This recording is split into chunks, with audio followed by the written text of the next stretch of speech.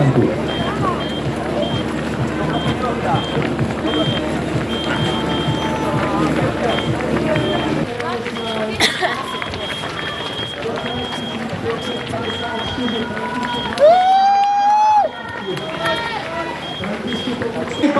Minut a 55 vteřin. Mezi nimi Ivo Veterka, Ivo.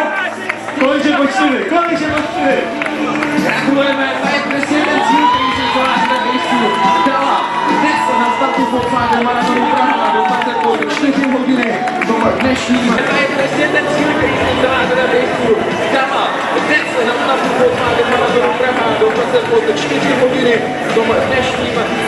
Závodníky, který měl skutečně generál vítězství podmínky, Šašíra vyšlo na 10%, domácí tvrdě.